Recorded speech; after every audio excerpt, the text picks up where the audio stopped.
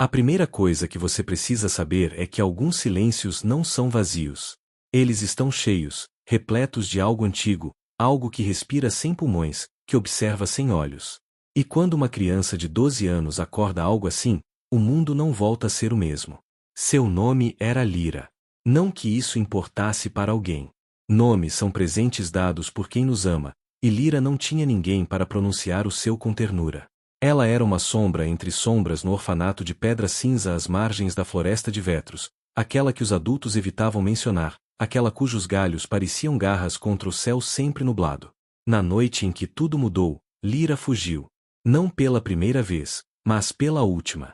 Seus pés descalços sangravam na terra úmida enquanto ela corria entre as árvores milenares, sem destino, apenas com a certeza de que precisava desaparecer.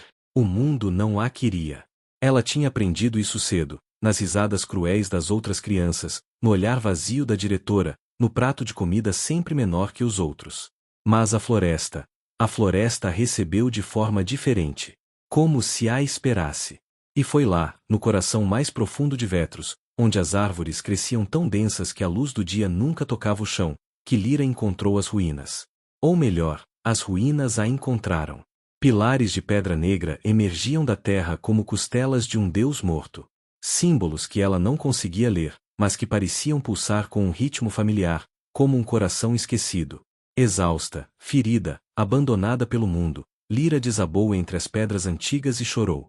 E foi então, nas lágrimas de uma menina que ninguém amava, que o impossível aconteceu. A terra tremeu. Não como um terremoto. Não como algo natural. Foi um despertar. Como se algo que dormia há milênios tivesse finalmente ouvido um chamado que não sabia estar fazendo. Do chão negro entre as ruínas, dedos colossais de pedra e musgo começaram a emergir. Depois, um braço. Depois, ombros que pareciam montanhas.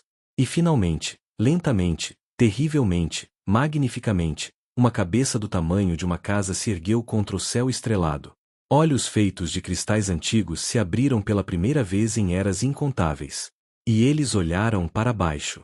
Para ela. Para Lyra. A menina deveria ter gritado. Deveria ter corrido. Mas há algo em estar completamente sozinho no mundo que te ensina a reconhecer solidão, mesmo quando ela tem 30 metros de altura e é feita de pedra viva. O colosso não se moveu. Apenas olhou. E pela primeira vez em sua curta e dolorosa vida, Lyra sentiu que era vista.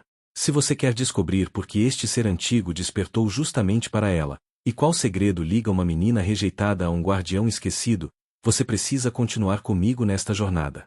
E se histórias que tocam o coração através da escuridão são o que você procura, considere se inscrever. Porque o que acontece a seguir vai além de qualquer lenda que você já ouviu. Para entender por que aquele momento significou tudo, você precisa conhecer os dias que vieram antes dele. Precisa entender o que é carregar um nome que ninguém pronuncia, existir em um corpo que o mundo finge não ver. Lyra nasceu em uma noite sem lua, deixada na porta do orfanato embrulhada em um cobertor marrom desgastado. Sem bilhete. Sem explicação. Sem amor. A diretora, uma mulher de rosto angular e coração ainda mais afiado, deu-lhe um nome que encontrou em um livro velho, sem cerimônia, sem significado. Crescer invisível é uma forma peculiar de violência. Não há gritos, não há golpes.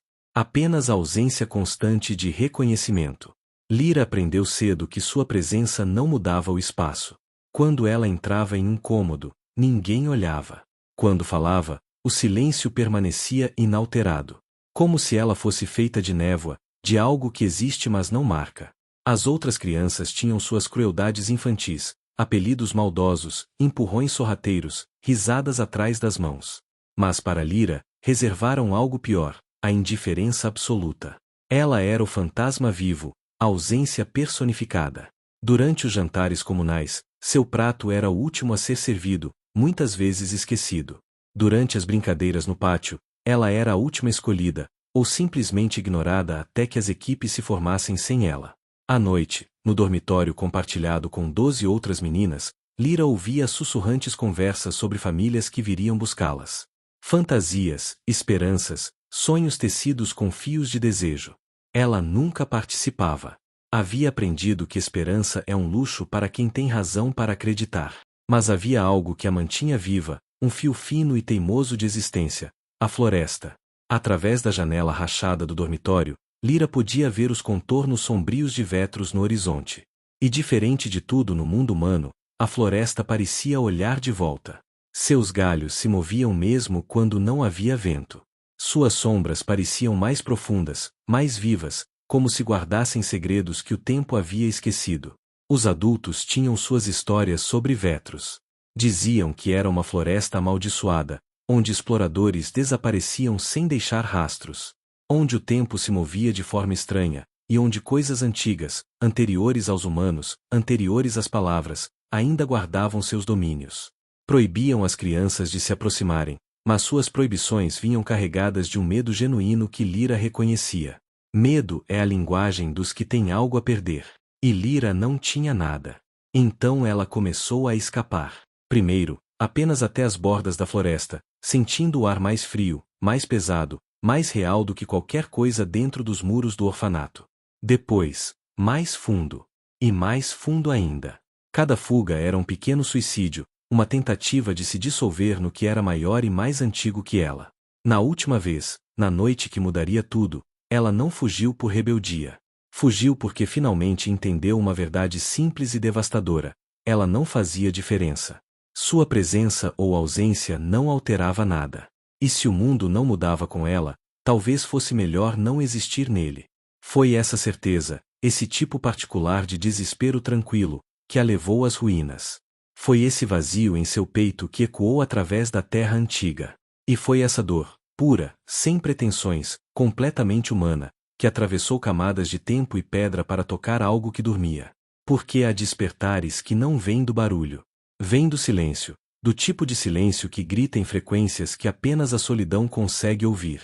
O colosso permaneceu imóvel por tempo suficiente para que Lyra questionasse se havia realmente visto aquilo ou se a exaustão finalmente havia quebrado sua mente frágil. Mas então ele respirou. Não com pulmões.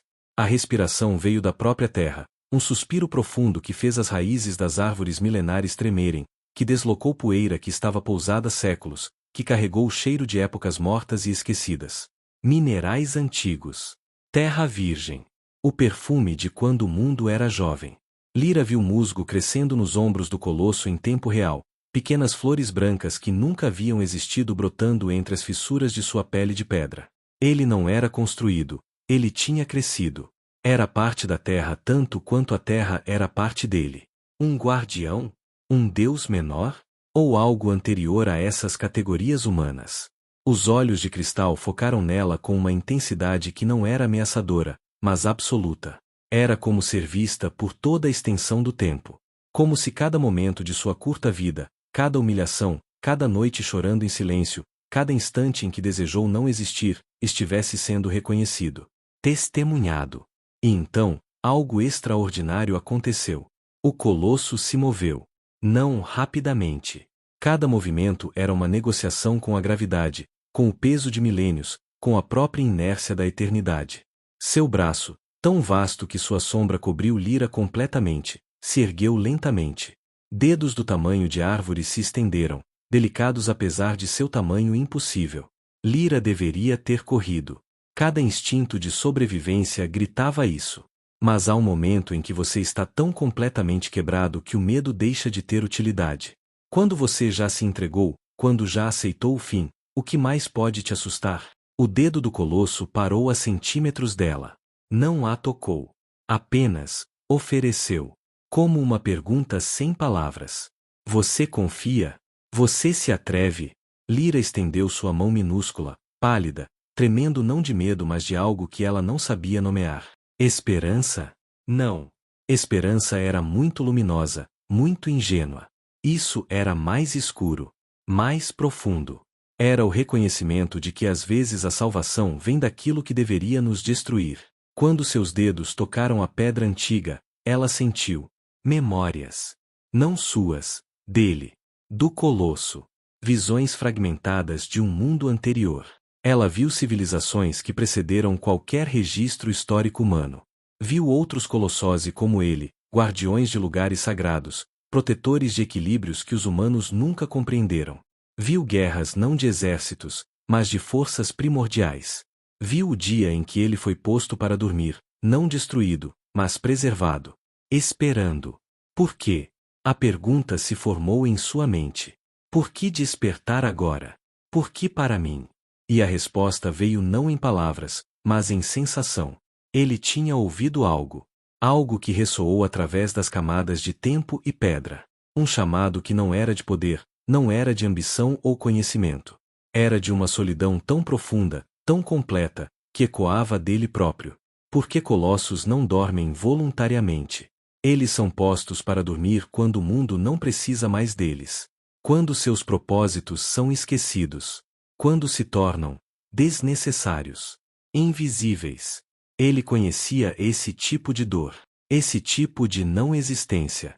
E quando sentiu a mesma frequência emanando de uma criatura tão pequena, tão frágil, tão desesperadamente sozinha, ele não pôde ignorar. Lyra começou a chorar de novo, mas eram lágrimas diferentes. Não de desespero, de reconhecimento. Pela primeira vez em sua vida, ela não estava sozinha em sua solidão. Havia alguém, algo, que entendia. O colosso não falou. Talvez não pudesse. Talvez nunca tivesse falado. Mas ele se curvou, aquele corpo impossível de pedra viva dobrando-se em um movimento que levou minutos, até que sua face colossal estivesse ao nível dela. Naqueles olhos de cristal antigo, Lyra viu um reflexo que nunca havia visto antes. Ela se viu como ele a via. Não invisível. Não insignificante. Mas luminosa. Um ponto de luz consciente em um universo vasto e indiferente. Importante não por ser especial, mas por existir. Por sentir. Por sofrer e ainda assim continuar. Naquele momento, algo mudou fundamentalmente. Um pacto sem palavras foi selado. Uma aliança que não pertencia ao mundo dos humanos, nem ao mundo dos deuses esquecidos, mas a um terceiro espaço, onde a dor reconhece a dor, e a solidão encontra a solidão. E juntos, eles eram algo novo. Algo que o mundo não tinha nome para ainda.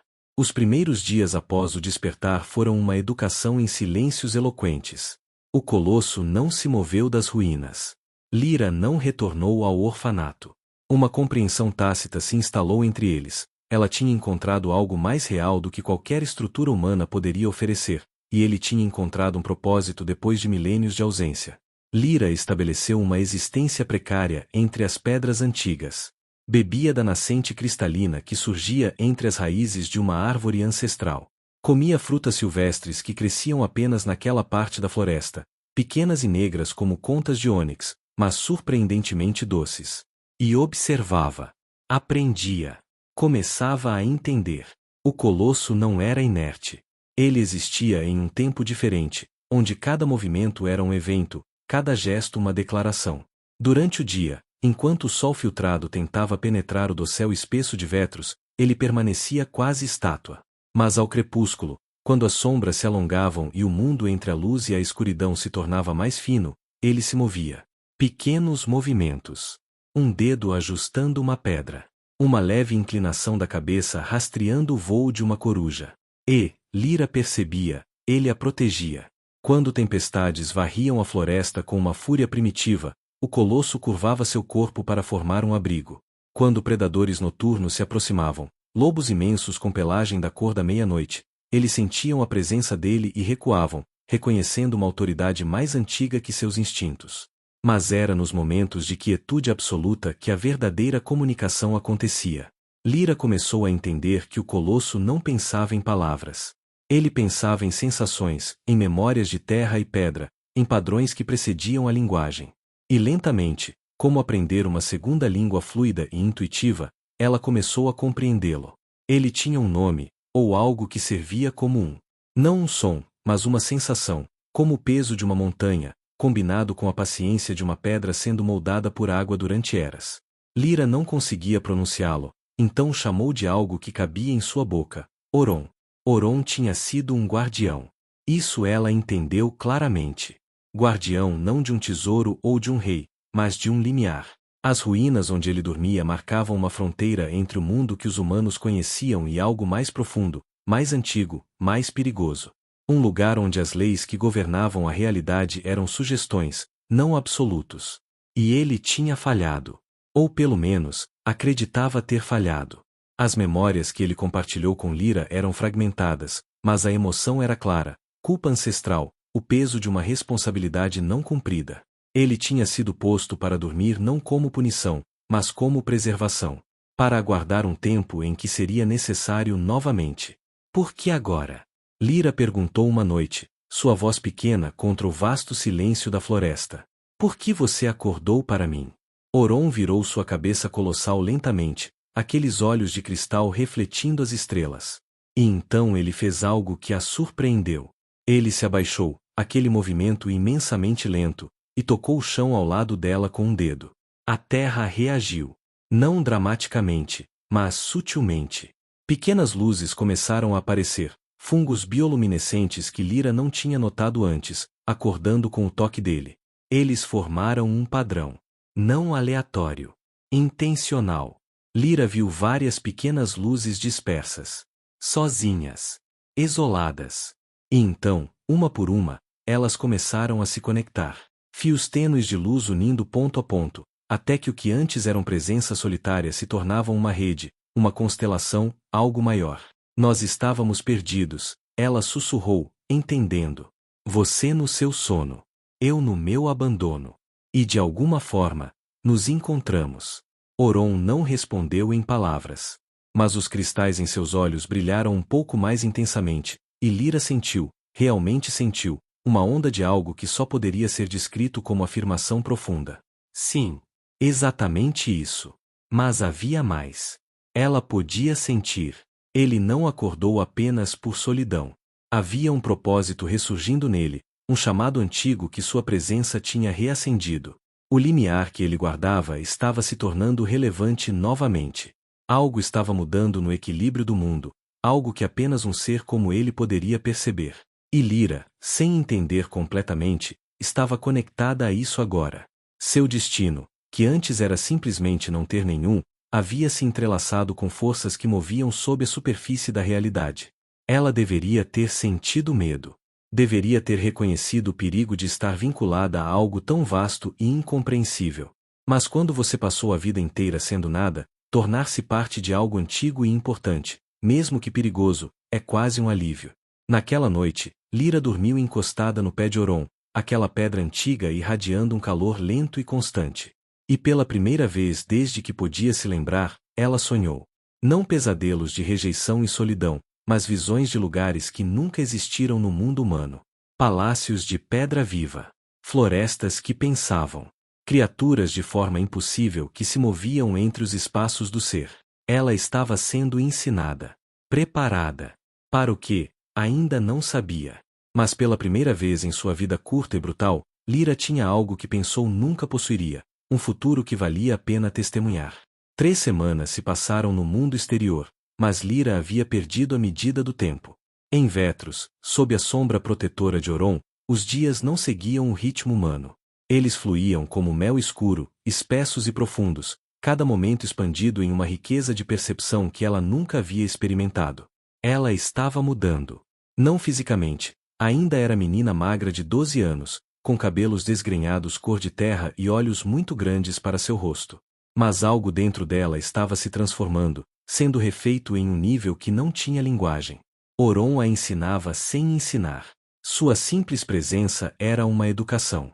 Lyra aprendeu a sentir as raízes sob seus pés, não apenas como conceito, mas como realidade viva, uma rede de comunicação que conectava todas as árvores de Vetros em uma consciência singular e lenta. Aprendeu que o musgo nas pedras crescia em padrões que contavam histórias de chuvas antigas. Que certas flores só abriam quando nenhum olho humano estava observando. E aprendeu sobre Oron. Não através de palavras, mas de memórias compartilhadas quando ela tocava sua pedra à noite. Ele tinha sido um entre muitos, uma ordem de guardiões criados, não nascidos, quando o mundo era jovem e selvagem. Não pelos deuses, não pelos humanos, mas pela própria necessidade. Quando a realidade precisava de fronteiras, de guardiões para limiares entre o conhecido e o impossível, eles surgiram. Ou foram moldados. A distinção não era clara nas memórias dele. Oron guardava o portal de Vetros, uma passagem que não levava a um lugar, mas a um estado. Um reino onde tempo e matéria obedeciam a leis diferentes, onde criaturas mais antigas que a memória ainda existiam. Era seu dever manter essa passagem selada, não porque o que estava além fosse maligno, mas porque era incompatível. Como misturar fogo e água? Alguns mundos não devem se tocar. Mas ele havia falhado. Ou acreditava ter falhado. As memórias se tornavam confusas nesse ponto, fragmentadas pela dor e pela passagem de eras. Algo tinha atravessado. Algo que não deveria. E o custo tinha sido. Lyra não conseguia interpretar essa parte. Mas havia uma sensação de perda tão profunda que ela acordava chorando de memórias que não eram suas. Depois disso, Oron foi posto para dormir pelos outros de sua espécie. Não por punição, mas por misericórdia. Para que ele não carregasse a culpa conscientemente. Para que descansasse até que o mundo precisasse dele novamente, se é que algum dia precisaria. Mas você acordou, Lyra disse uma tarde, sentada em seu ombro massivo enquanto ele observava o sol se pondo através das árvores. Você me ouviu e acordou. Isso significa algo, não significa? Oron ficou em silêncio por tanto tempo que ela pensou que ele não responderia. Mas então ela sentiu, não ouviu, mas sentiu, uma resposta profunda, vinda de algum lugar dentro dele que vibrou através da pedra e entrou em seus ossos. Propósito não morre. Apenas dorme. Espera. E às vezes, o mundo chama pelos propósitos esquecidos quando menos esperamos. E eu? A voz de Lyra era pequena, vulnerável de uma forma que ela raramente permitia. Qual é meu propósito nisso tudo? Por que eu? A resposta veio não em sensação, mas em ação. Oron moveu seu braço livre e apontou, não para algo específico, mas para a floresta como um todo. Para as árvores entrelaçadas. Para as raízes que se conectavam. Para o ecossistema vivo e respirante do qual ambos agora faziam parte. E então ela entendeu. Não completamente, mas o suficiente. Ela não tinha despertado Oron porque era especial, poderosa ou escolhida por algum destino grandioso. Ela o despertou porque estava desesperadamente, completamente sozinha. E essa solidão, pura e sem adulteração, tinha ressoado através do tempo e da terra para tocar a solidão dele. Eles eram espelhos um do outro. Uma criança abandonada e um guardião esquecido. Dois seres que o mundo tinha decidido não precisar mais. E no encontro deles, ambos tinham se tornado necessários novamente. Mas havia mais. Lyra começava a perceber. Ela sentia agora, como Oron sentia, que algo estava se movendo no mundo. Uma inquietação nas camadas profundas da realidade. O limiar que ele guardava estava se agitando novamente, pressionando contra os selos antigos que o mantinham fechado. E se algo atravessasse, se algo do além conseguisse entrar novamente? Você não pode deixar, pode? Lyra perguntou, já sabendo a resposta.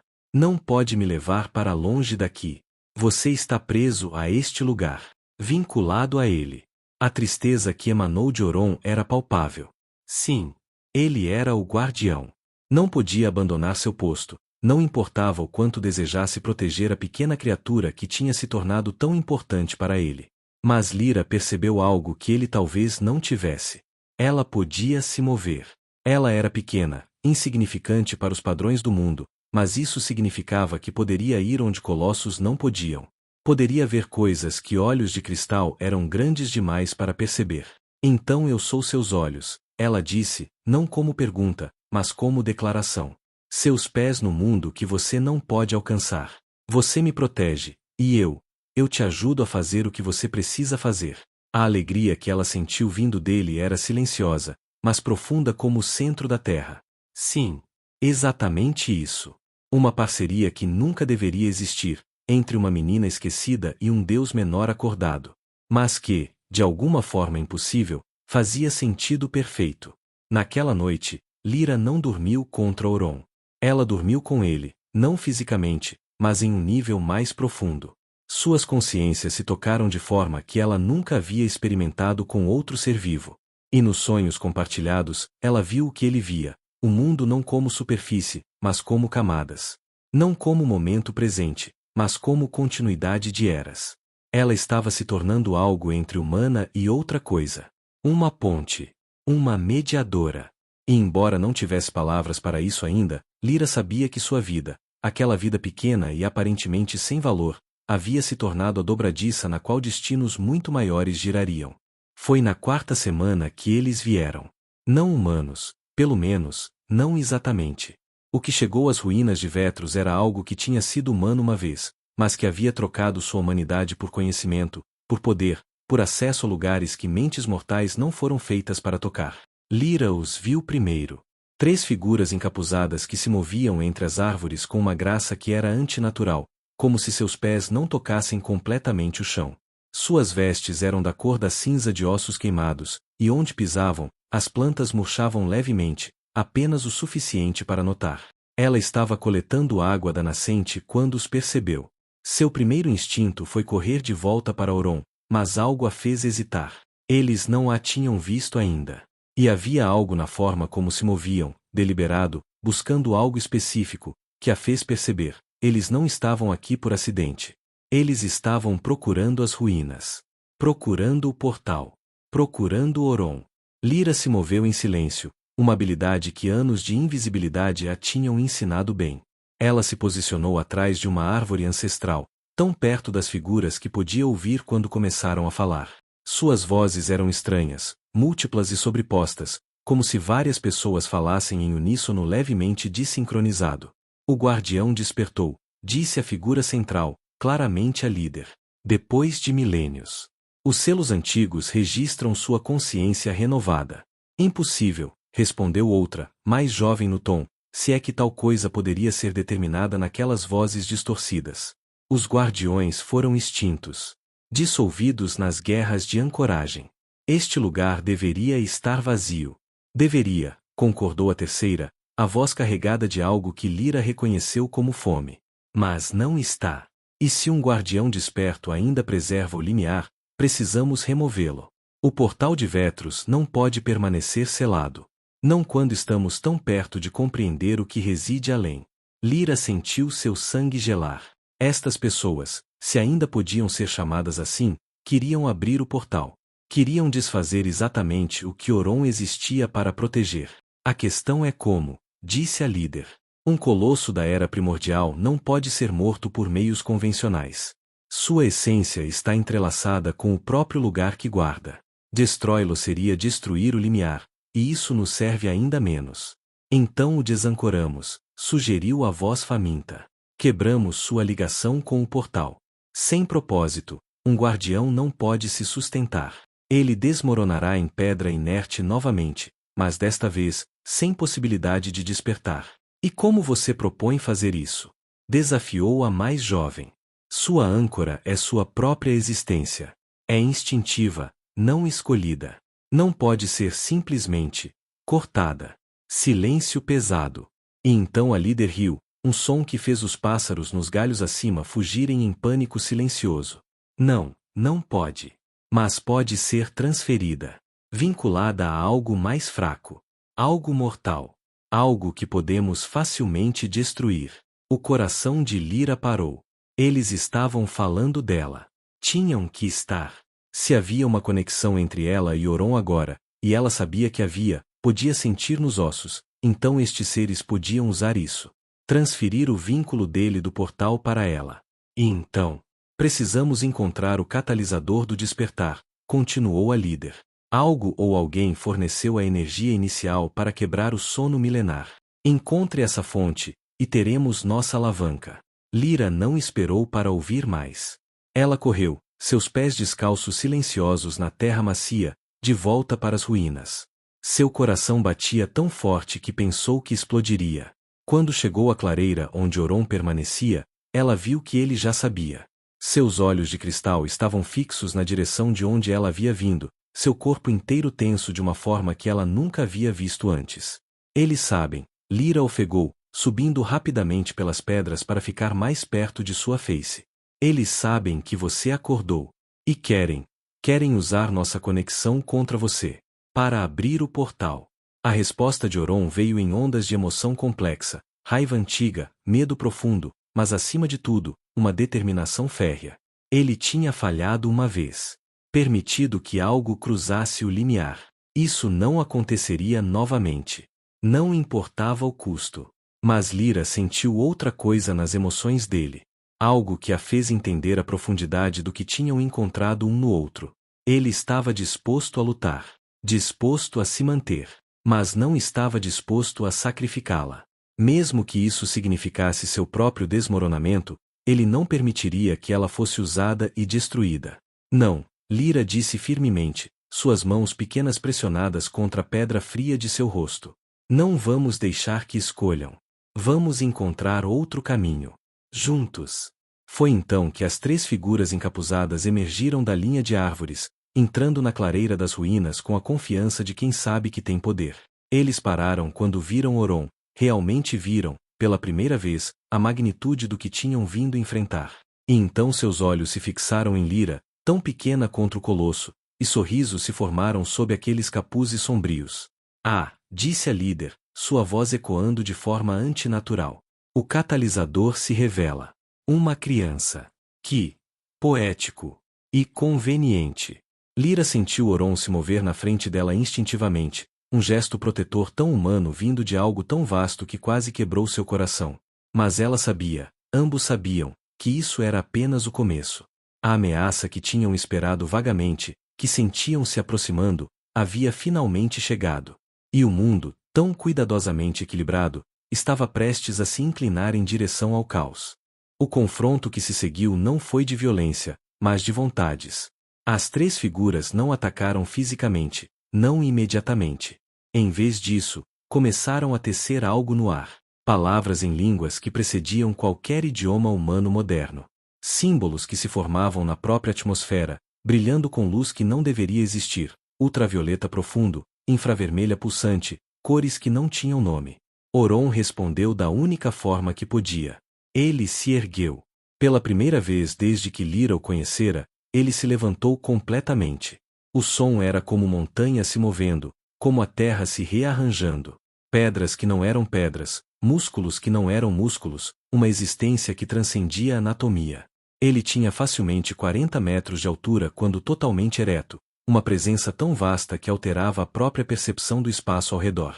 As raízes das árvores ancestrais se moveram com ele, porque ele era parte delas. A terra sob os pés dos intrusos começou a tremer, não com violência, mas com aviso. Este era território dele. Eles eram invasores. Mas as figuras não recuaram. A líder riu, aquele som múltiplo e distorcido, e intensificou o conjuro. Lyra viu algo se formar no ar. Não uma criatura, não exatamente. Mas uma ausência. Uma fome com forma. Algo convocado de algum lugar próximo ao portal que Oron guardava. Um fragmento do além, puxado através das fissuras dos selos antigos. A coisa, porque Lyra não tinha outro nome para ela, se moveu em direção a Oron. Onde tocava a realidade, esta se distorcia. Árvores envelheciam séculos em segundos. Pedras se tornavam pó. Era entropia acelerada, decadência condensada em forma semitangível. Oron não podia permitir que aquilo o alcançasse. Não por si mesmo, mas pelo que representava. Se essa criatura de entropia tocasse o portal através dele, poderia corromper os próprios selos. Então ele fez a única coisa que podia. Ele se plantou. Literalmente. Suas pernas se fundiram com a terra, raízes de pedra se aprofundando nas camadas geológicas, ancorando-se ao coração rochoso do mundo. Ele se tornou uma barreira viva. Imóvel, mas absoluta. E foi nesse momento que Lyra entendeu. Oron poderia segurar as figuras, segurar a criatura de entropia. Mas isso deixaria vulnerável ao verdadeiro plano deles, transferir sua âncora para ela e depois destruí-la. Ele não podia proteger o portal e protegê-la simultaneamente. A escolha estava diante dele. O dever milenar ou a criatura frágil que havia lhe dado propósito novamente. Mas Lyra percebeu algo que nem Oron nem os conjuradores haviam considerado. Ela não era apenas humana agora. Semanas de conexão com o ser primordial, de compartilhar memórias que atravessavam eras, de respirar o ar carregado de magia antiga de Vetros, ela havia mudado. Sutil, mas fundamentalmente. Ela podia sentir o limiar agora. Não vê-lo, mas senti-lo. Como uma pressão contra a realidade, uma porta que queria se abrir, segura apenas pela força de vontade de um guardião cansado. E se ela pudesse senti-lo, talvez pudesse tocá-lo. Oron, ela disse, sua voz pequena mas clara contra o caos da magia se colidindo. Você confia em mim? A resposta veio imediata. Sim. Mais do que em qualquer coisa em suas longas eras de existência. Então me deixe ajudar. De verdade. Lyra não esperou por mais confirmação. Ela pulou do ombro de Oron, uma queda que deveria tê-la matado, mas o chão se ergueu para pegá-la, raízes se entrelaçando para formar uma descida suave. Ela correu, não para longe do perigo, mas em direção a ele. Em direção ao centro das ruínas onde podia sentir o portal pulsando sob camadas de pedra e tempo. Idiota infantil! Gritou a líder, mas havia incerteza na voz agora. Isso não estava no script deles. Lyra colocou suas mãos no chão no epicentro exato das ruínas. E fez algo que nunca soube que poderia fazer. Ela abriu sua consciência.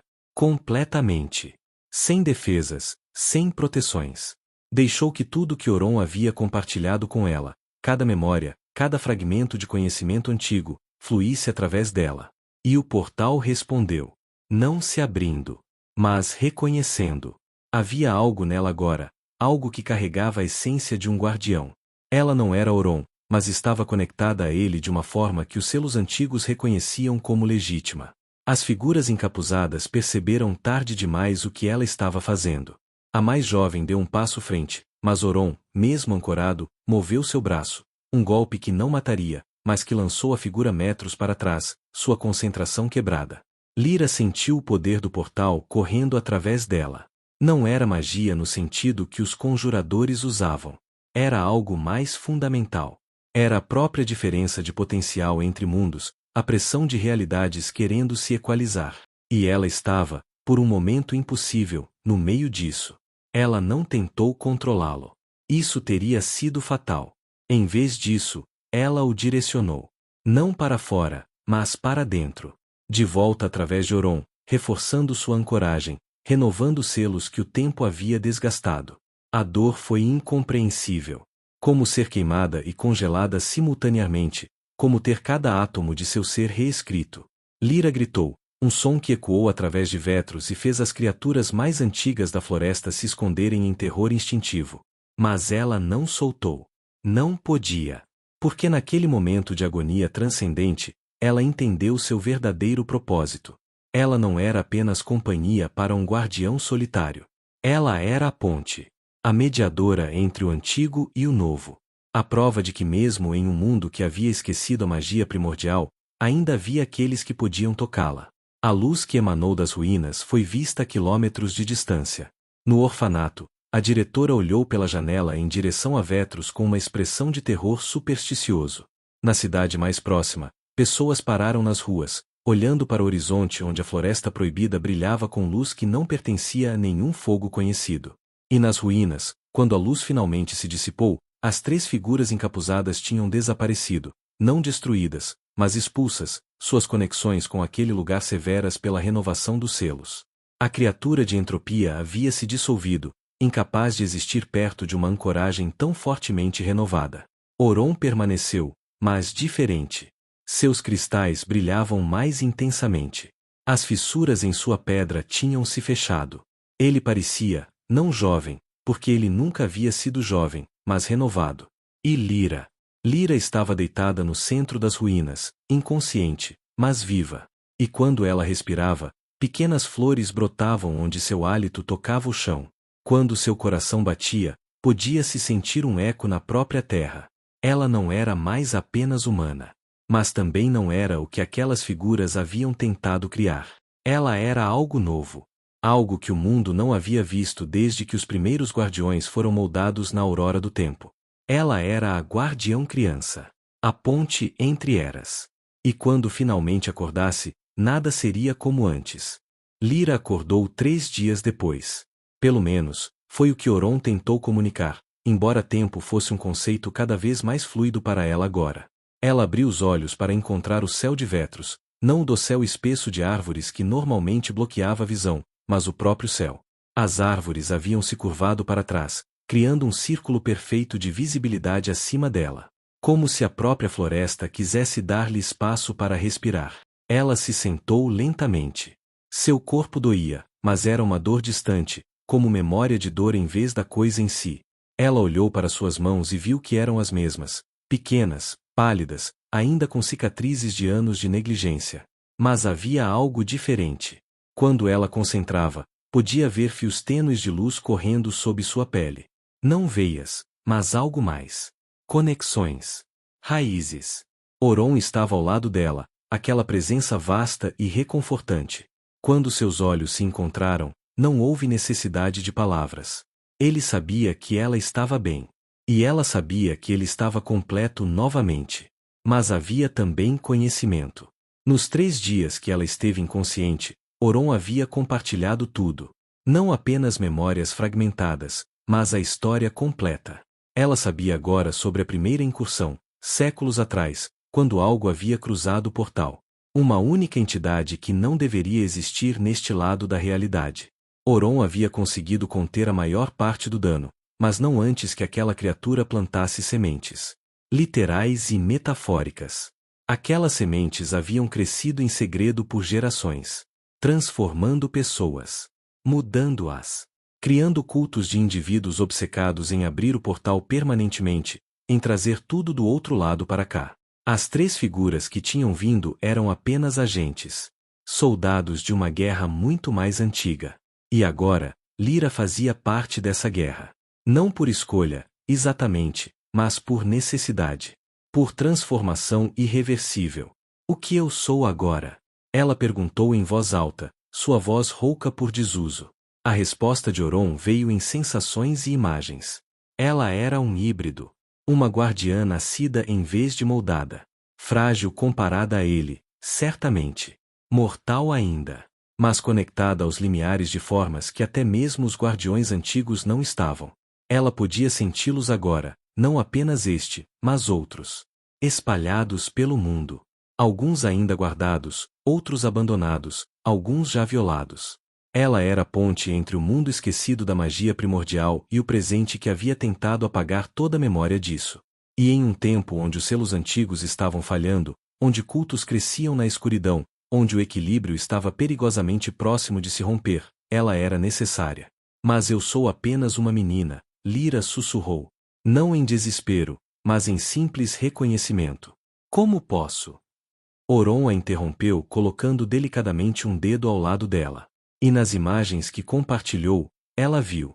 Ela viu que grandeza não vinha de tamanho ou idade. Vinha de conexão. De propósito. De escolher ficar quando seria mais fácil ir embora. Ela tinha despertado um guardião com sua solidão. Imaginem o que poderia fazer agora que não estava mais sozinha. Os dias seguintes foram de aprendizado. Lyra descobriu que podia sentir as raízes de Vetros como extensões de si mesma. Podia pedir à floresta para revelar segredos, onde água fresca corria, onde frutas amadureciam, onde perigo se aproximava. A floresta respondia não porque ela comandava, mas porque ela pertencia agora.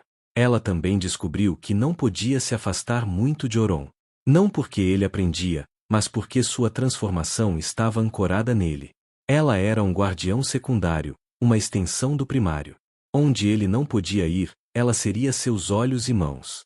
Mas ela precisava retornar regularmente, reconectar, ou o poder que agora fluía através dela se dissiparia. Era uma prisão? Talvez.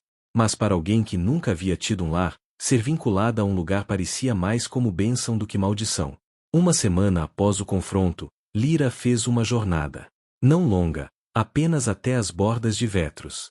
Ela precisava ver o mundo humano uma última vez. Entender o que tinha abandonado. O que tinha trocado. Do limite da floresta, ela podia ver o orfanato na distância. Aquele edifício cinza e sem amor onde havia passado 12 anos sendo invisível. Parte dela esperava sentir saudade. Arrependimento. Mas tudo o que sentiu foi distância. Como olhar para a casa de outra pessoa. Um lugar onde uma versão anterior dela havia vivido, mas que não tinha mais conexão com quem ela era agora. Ela percebeu que nunca voltaria.